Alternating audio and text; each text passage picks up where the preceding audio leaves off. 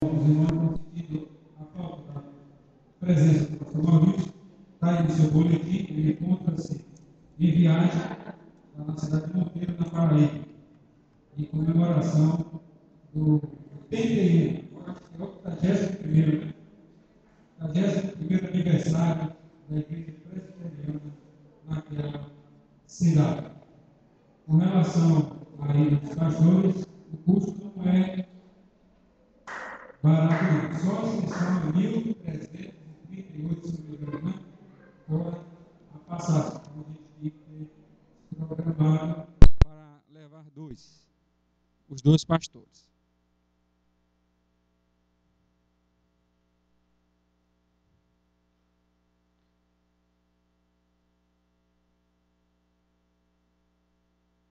Quero que você fique de pé para nós cantarmos o hino Vigilância e Oração, hino 129, pedir ao nosso irmão Diraldo que nos conduza nesse hino 129.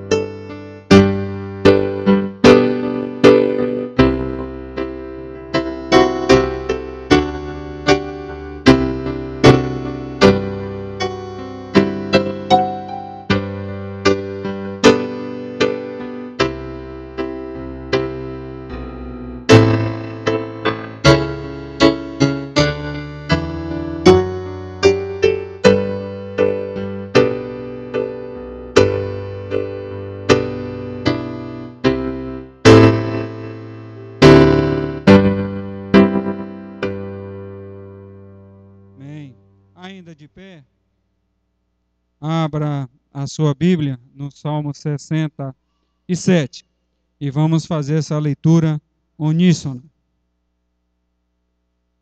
Salmo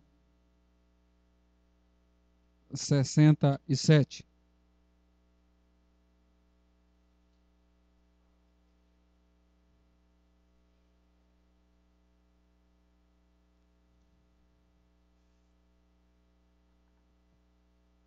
As nações rendem graças. Leiamos. Seja Deus graças.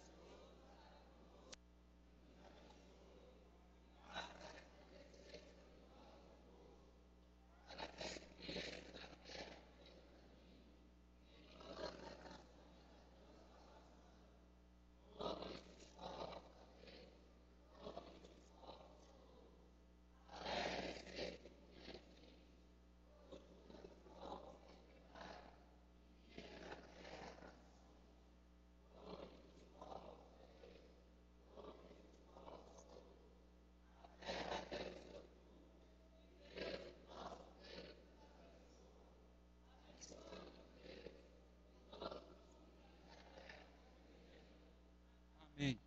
Vamos aos cânticos espirituais.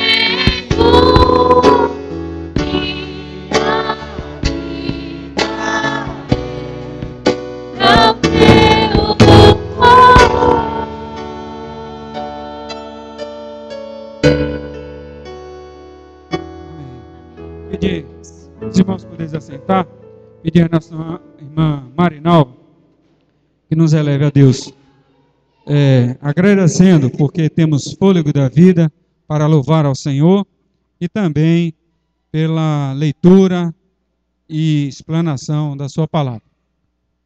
Senhor nosso Deus, nós te agradecemos, ó Pai.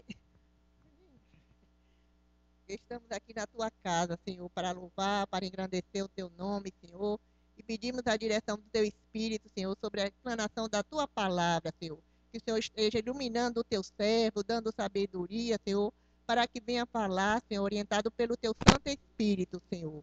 Te pedimos isso com perdão dos nossos pecados, em nome de Jesus. Amém. Abra a sua Bíblia, meu irmão, no livro de Miqueias.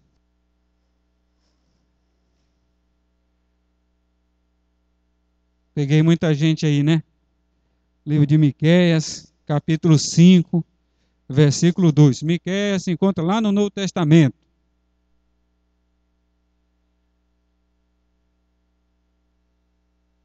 Não, está lá no Velho Testamento. Lá perto de Naum, Jonas.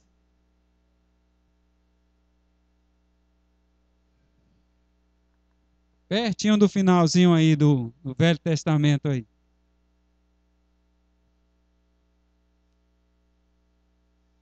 Miqueias, capítulo 5.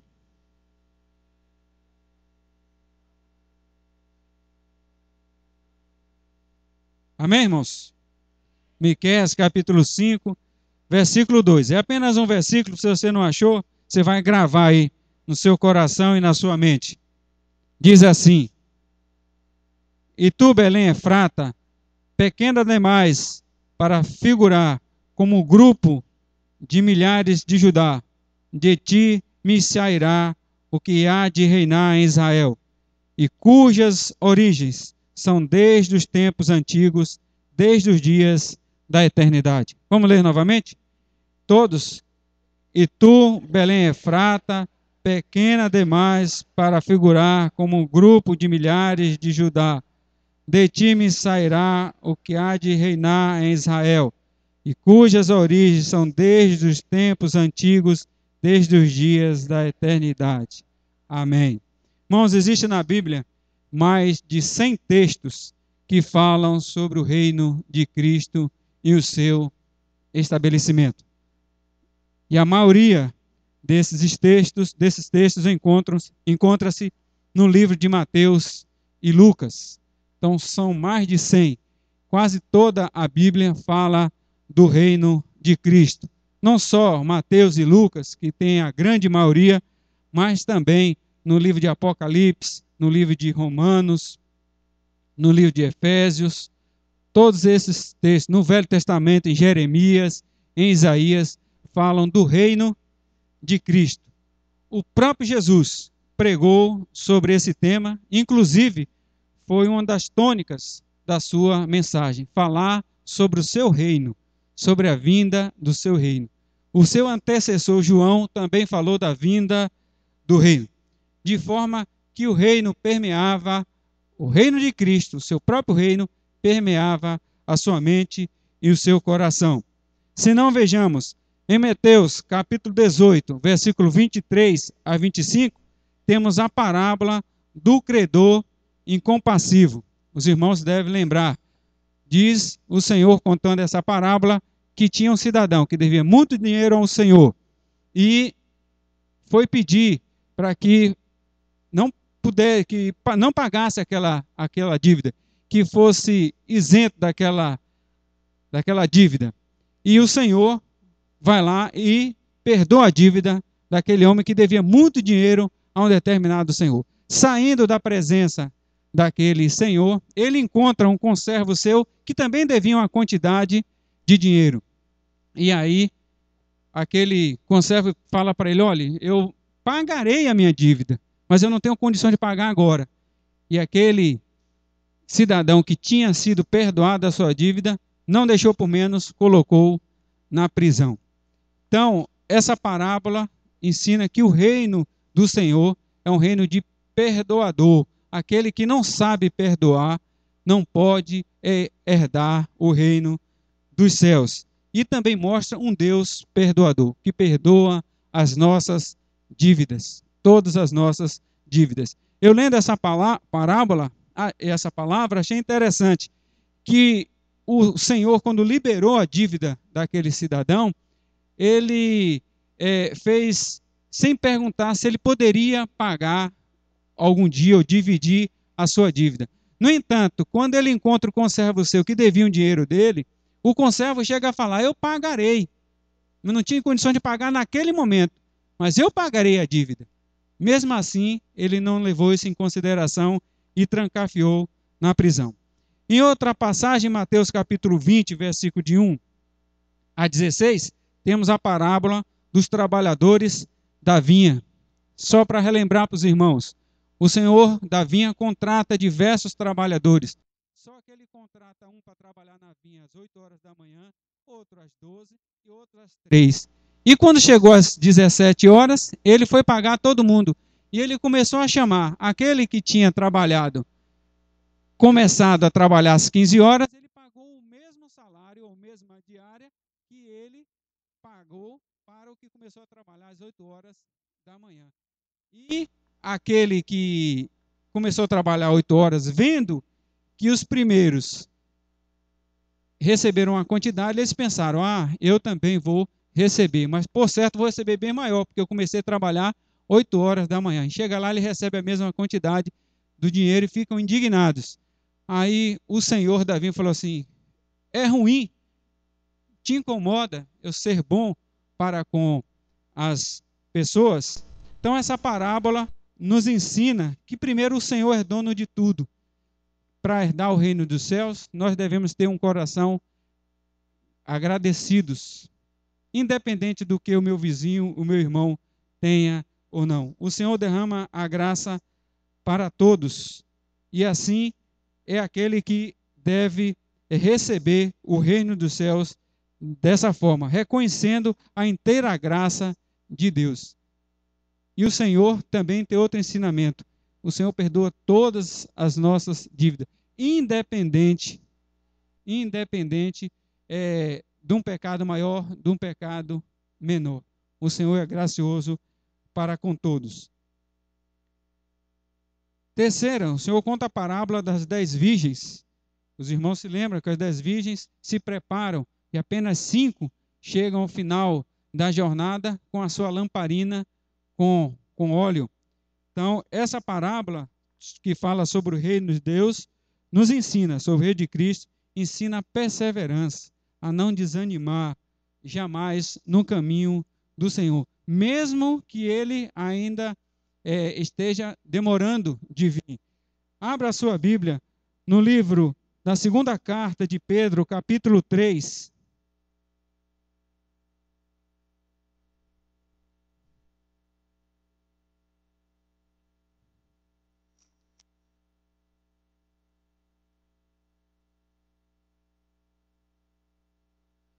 Segunda carta do apóstolo Pedro, capítulo 3, do versículo 4 em diante, diz assim: e dizendo, onde está a promessa da sua vinda?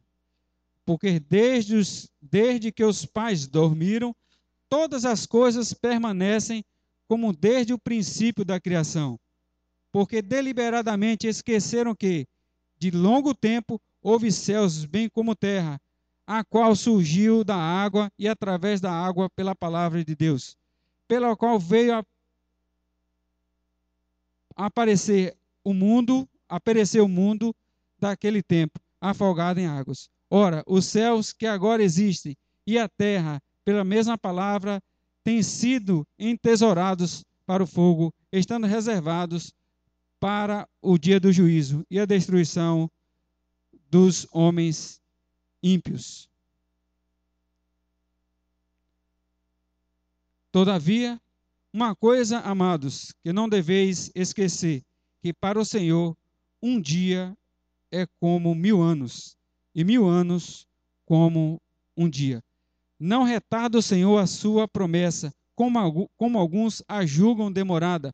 Pelo contrário, ele é longânimo para convosco, não querendo que nenhum pereça, senão que todos cheguem ao arrependimento. Então, não compete a nós estabelecermos o tempo, basta apenas fazer com que, como aquelas 10 virgens, esperar com paciência no caminho do Senhor.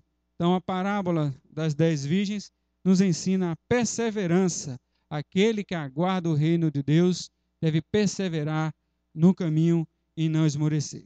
No capítulo 22, Jesus conta a parábola das bodas, capítulo 22, do versículo 1 ao 14. Um grande homem fez uma grande festa para comemorar as bodas do seu filho e mandou chamar os convidados. E muitos deram desculpas, dizendo que não podiam ir. Aí o Senhor se aborreceu e mandou chamar todos aqueles que estavam na vizinhança para compartilhar desse grande momento. Então, muitos são chamados, porém poucos os escolhidos. Então, nos ensina isso, que devemos receber de coração o reino do Senhor quando Ele nos chama. Então, muitas dessas parábolas Jesus falou aos judeus, mas também são destinadas a nós. Por exemplo, a festa das bodas foi uma alfinetada que Jesus deu para os judeus. A Bíblia diz, em João, capítulo 1, que Jesus veio para o que era seus e os seus não receberam, mas a todos quanto receberam, deu-lhes o poder de serem feitos filhos de Deus, a saber, os que crerem no seu nome. Então a salvação ali foi estendida, a partir daquele momento, a todos nós, aos chamados gentios. Então Jesus veio para eles, mas eles não receberam. A parábola das 10 virgens já é uma extensão para todos, não só os judeus que se converteram, mas também a todos nós que nos convertemos, melhor assim, fomos convertidos ao Senhor Jesus, da perseverança no caminho do Senhor, não esmurecermos, esperando e aguardando o reino do Senhor. Assim também é a parábola dos talentos, que ele fala do reino de Deus comparado aos talentos, que o Senhor deu talento a cada um de nós e devemos aplicá-la no reino do Senhor. Então, se você tem um talento e esconde esse talento no serviço do Senhor, não pode herdar o reino dos céus, porque você tem um talento e está ali escondido. Tem que esse talento ser multiplicado, como aconteceu com alguns. Deu para um ele negociou, o outro vendeu, mas teve um que foi enterrou os talentos. Não podemos esconder os nossos talentos. Porém, irmãos, que reino as igrejas dos nossos dias têm pregado? O texto que nós acabamos de ler, de Miqueias, capítulo 5, versículo 2, mostra que aqueles judeus contemporâneos de Jesus, ou até mesmo antes de Jesus, esperavam um reino diferente. Esperavam um reino de Jesus vencedor, do Messias, que ia tirar o povo de Israel da opressão dos seus inimigos. E não poderia ser diferente da cabeça dele, dessa interpretação, porque a conjuntura que eles viviam, que era a opressão do povo romano, fazia com que embaçasse a sua visão, ou pelo menos mudasse a sua visão para esse tipo de reino. E quando Jesus veio, foi decepcionante. Não é esse reino que a gente está esperando. A gente está esperando, os judeus pensavam, um reino de glória, de um homem que vai nos libertar do jugo da servidão dos romanos, um homem com todo o poder, um homem que vai fazer com que o povo de Israel voltasse novamente a ser aquela grande nação do reino de Israel, do reino de Davi, do reino de Salomão, a ponto de todas as nações ali, circunvizinhança, irem conhecer o poderio, a autoridade, a sabedoria de Salomão. E quando Jesus veio, pregando o seu reino totalmente diferente. Mas eles criam no reino terreno. E não é diferente hoje em dia, irmãos. As pessoas nas igrejas hoje em dia estão pregando um outro reino, um reino terreno, um reino das benesses do Senhor, um reino das vantagens e das facilidades do Senhor, um reino terreno.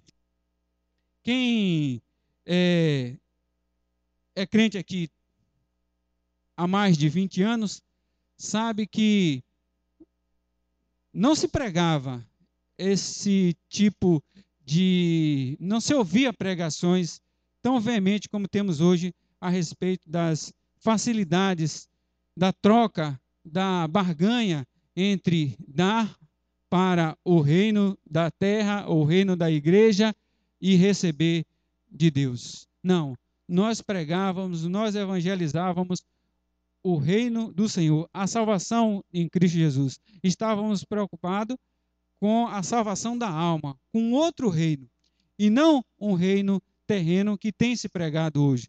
Hoje, algumas celebridades no meio evangeliquez estão brigando para quem tem o melhor avião, quem tem a maior igreja, quem tem o maior poder de argumentação, quem consegue arrebanhar o maior número de gente nos seus cultos ao ar livre. E no passado, nós estávamos pregando o autêntico evangelho, o reino de Cristo que há de vir. Porque, na verdade, Jesus nunca pregou um reino terreno. Cristo nunca afirmou que seu reino seria aqui na terra. Pelo contrário, quando ele esteve frente a frente com Pilatos, eis a declaração em João, capítulo 19, 36. Abra a sua Bíblia, faça favor, no Evangelho de João, capítulo 19, 36.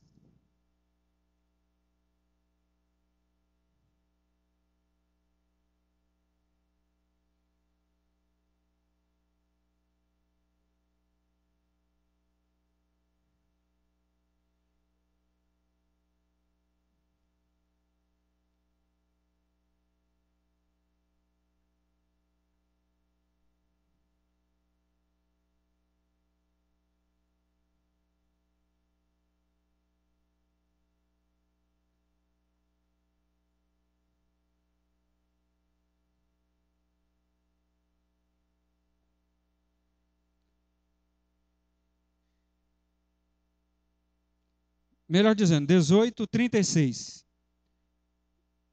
João 18:36 diz assim: Respondeu Jesus: O meu reino não é deste mundo. Se o meu reino fosse deste mundo, os meus ministros se empenhariam por mim, para que não fosse eu entregue aos judeus. Mas agora o meu reino não é daqui. Então, Pilatos estava preocupado com o reino de Cristo, que ia dominar o seu reino, que ele ia perder sua posição. E, no entanto, Jesus falou para ele: olha, o meu reino não é desse mundo. O meu reino não é daqui. Então, Jesus nos aponta um outro reino. Nos aponta uma outra visão. Não o que tem se pregado hoje em dia sobre o reino dos céus. Porque sabe qual é a visão que tem se falado hoje? É a mesma parábola que encontra-se lá no livro de O Peregrino. Quem já leu, aqui já teve a oportunidade. E ele faz uma parábola a respeito ele conta uma parábola a respeito das coisas desses dias, da visão do mundo hoje em dia. Ele conta que, às vezes, o mundo fica como uma garça, bem ao amanhecer num lago. Quem já teve a oportunidade aqui de ir num lugar bem frio e que bate aquele sol no amanhecer e sobe aquela névoa assim no lago. Então ele diz que a garça se põe num toco de uma árvore e fica ali contemplando aquele lago. Mas, num determinado momento, quem está de fora pensa que ele está contemplando aquela beleza, os raios do sol batendo na água, aquela névoa subindo da água. Mas num determinado momento, surge um peixinho na flor da água. A garça vem, pula e pega o peixe. Ele faz a seguinte comparação, que muitas vezes na igreja, as pessoas não estão contemplando a beleza de Deus, a salvação de Cristo Jesus, o reino do Senhor, mas estão apenas esperando as benesses para pegar o seu bocado e sair. Então não devemos ser como a garça. E o próprio Jesus nunca aconselhou estarmos preocupados com os tesouros deste mundo. Pelo contrário, Jesus disse: buscai primeiro o reino dos céus e a sua justiça, e as demais coisas nos serão acrescentadas. Porque sabe quem é o reino desse mundo? O próprio diabo. Porque ele mesmo tentou vender ou doar, ou pelo menos partilhar parte do seu reino com Jesus. Na grande tentação, em Mateus capítulo 4 fala isso, que o diabo chegou e contemplou: te darei todo esse reino se me adorares. Então o mundo pertence ao inimigo. Nesse sentido, das benesses, dessa busca desenfreada por ganhar, por ter, por facilitações, por viver a vida intensamente. Isso é que o mundo busca, isso é que o mundo quer. E o diabo está aí para proporcionar todas essas coisas. Mas Jesus veio falar de um outro reino, o reino da salvação, um reino diferente.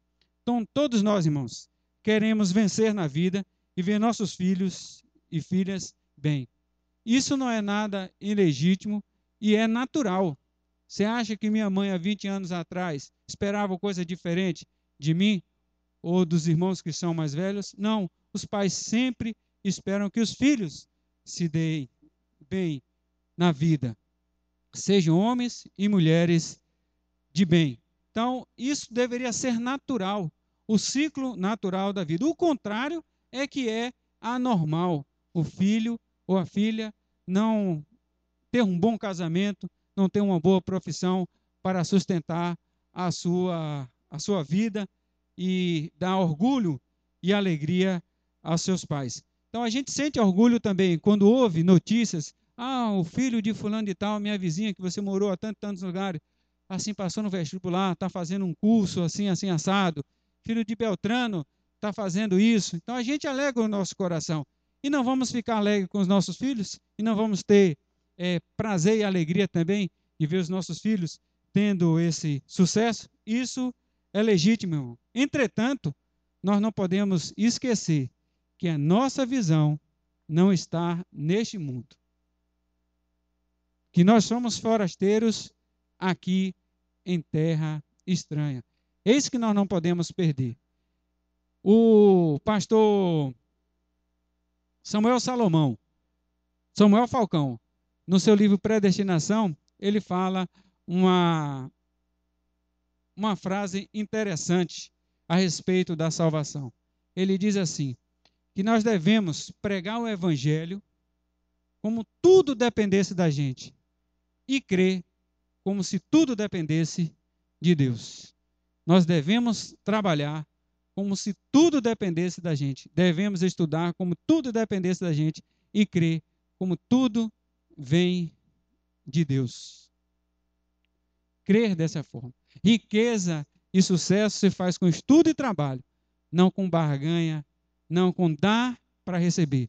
Não é a filosofia de São Francisco. Que dá para receber. Aquele que dá para receber. Não. O sucesso vem com estudo, com trabalho, com dedicação, com afinco. Entretanto, nosso coração não deve estar preso a essas coisas. Não deve estar voltado para essas coisas. Porque podemos incorrer no seguinte erro. Abra sua Bíblia. No livro de Timóteo, primeira carta ao Timóteo, capítulo 6, versículo 7 em diante.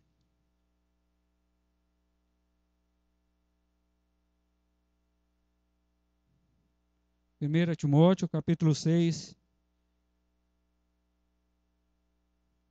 em diante. O que é que diz? Porque nada temos trazido para o mundo, nem coisa alguma podemos levar dele. Tendo sustento e que nos vestir, estejamos contentes. Ora, os que querem ficar ricos caem em tentação e cilada, e em muitas concupiscências insensatas e perniciosas, as quais afogam os homens na ruína e perdição, porque o amor do dinheiro é raiz de todos os males, e alguns nessa cobiça se desviaram da fé e a si mesmos se atormentaram com muitas dores. O amor ao dinheiro. O apego às coisas desse mundo, ao reino desse mundo traz homem. Eu nunca vi dizer que ninguém veio aqui sem nada e levou alguma coisa. Só os faraós que tentaram, enchiam as seus túmulos de riquezas, de ouro, porque criam que retornariam naquele corpo. E quando ele retornasse, estaria com todas as suas riquezas aos seus pés. E muitos colocavam até comida, porque pensavam que a sua vinda seria de imediato. E quando ele ressurgisse, ele tinha que se alimentar. Então botavam até comidas ali nos seus, na sua pirâmide. Então, irmãos, a gente vem sem nada e volta sem nada. Entretanto, nós temos que levar daqui o reino que o Senhor nos promete e pregar também o reino que o Senhor nos promete e acabar com todas as distorções que tem havido nos nossos dias. Você é um vencedor, você é o cabeça, você não pode ser cauda.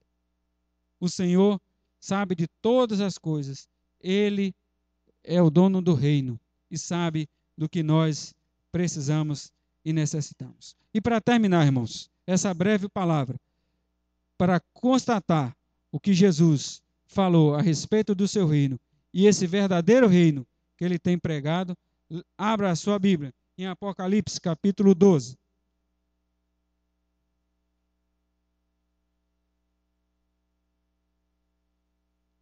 O versículo 10 e versículo 12.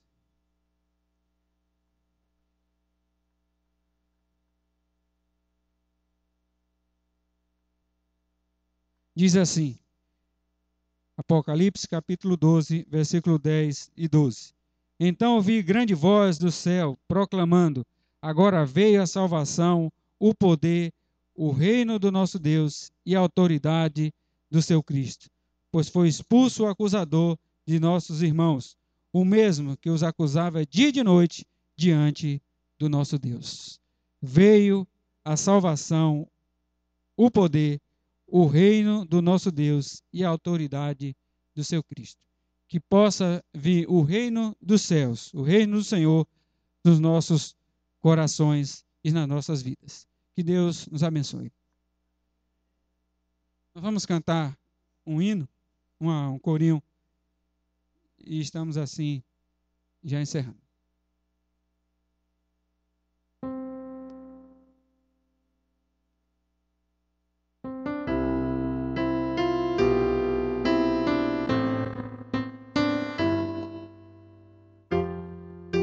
Fiquemos de pé, irmãos. Buscai primeiro o reino de Deus e a sua justiça, E todas as coisas vos serão acrescentadas. Aleluia, aleluia. Aleluia.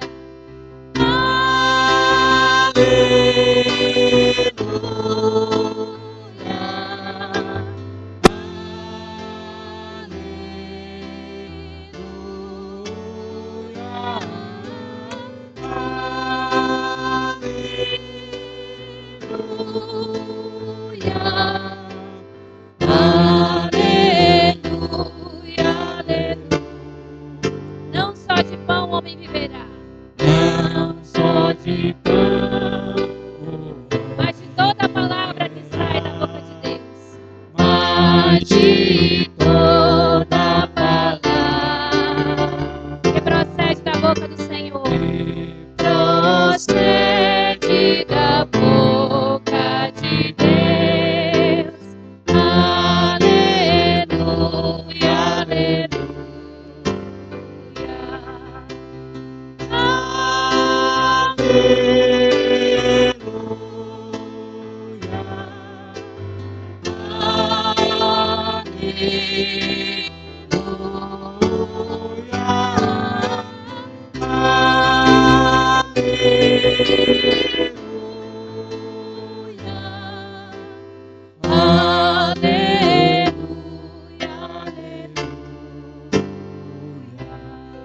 Nós vamos cantar a primeira parte, dividindo.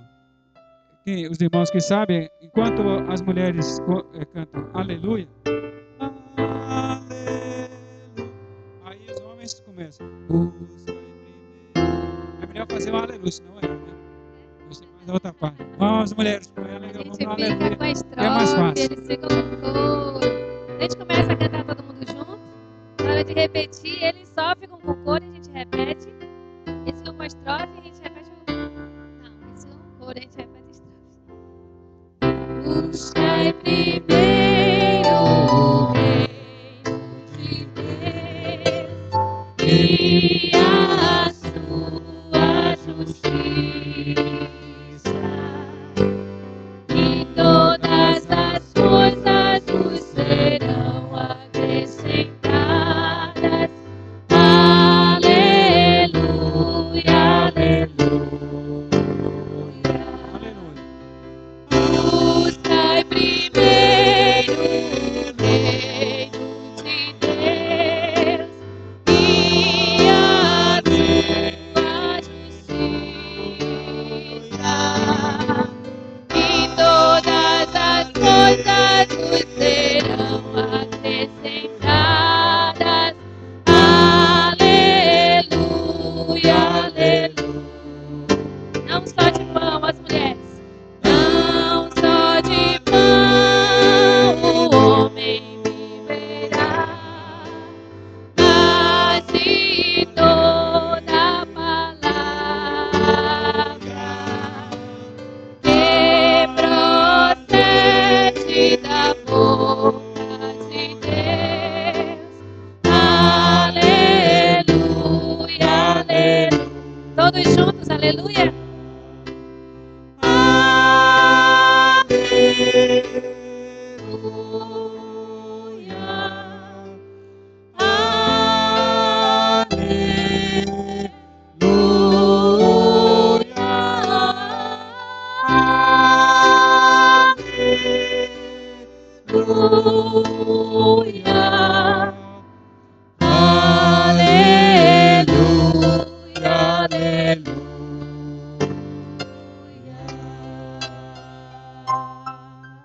Amém. Pedir a nossa irmã Ana, professora Ana, que nos eleve a Deus em oração. Estamos assim despedidos. Esperamos os irmãos no culto vespertino logo mais. Amado Senhor, grande e todo-poderoso Deus, nosso Senhor e Pai, nosso Salvador, nós nos alegramos, Senhor, por esta manhã, na Tua presença, no dia do Senhor, Pai, reservar o nosso tempo para estar diante do Senhor, para ouvir da Tua palavra, do Teu amor por nós, Senhor. Nós te agradecemos, Senhor, por cada família aqui representada, porque cada família aqui, Senhor, com certeza, está neste momento lembrando dos seus, apresentando a Ti, Pai, aqueles, Senhor, que ainda hão de ser chamados, aqueles que são amados pelo Senhor, Pai. Nós louvamos a Ti, Senhor, porque o Senhor nos chamou aqui hoje para interceder pelos nossos, Pai. Abençoa aqueles que não puderam vir, aqueles que porventura estejam de viagem, como o nosso pastor, aquele, Senhor, que por conta de alguma dificuldade de saúde, Senhor, qualquer outra, não pode estar aqui hoje nessa comunhão, mas sabemos que Tu estás com ele, que Teu Espírito com eles, que o Teu Espírito Santo também os sustenta. Por isso nós te agradecemos também pelos nossos irmãos que não puderam estar aqui hoje. Pedimos, Senhor, que o Senhor continue a nos abençoar neste dia, na semana que inicia, Senhor. Apresentamos a Ti as nossas ansiedades, as nossas preocupações, Senhor, as nossas necessidades. Queremos aprender a cada dia a confiar, como o irmão falou, Senhor, na pregação, confiar no Senhor, fazendo a nossa parte, mas sabendo que o grande eu sou é conosco e é o nosso general e não nos deixa, antes trabalha por nós até enquanto dormimos. Nós te louvamos, Senhor, porque o Senhor é maravilhoso. Abençoa cada irmão aqui presente, que possamos retornar aos nossos lares em paz. Em nome de Jesus, nós choramos e agradecemos. Amém. E de paz, irmãos.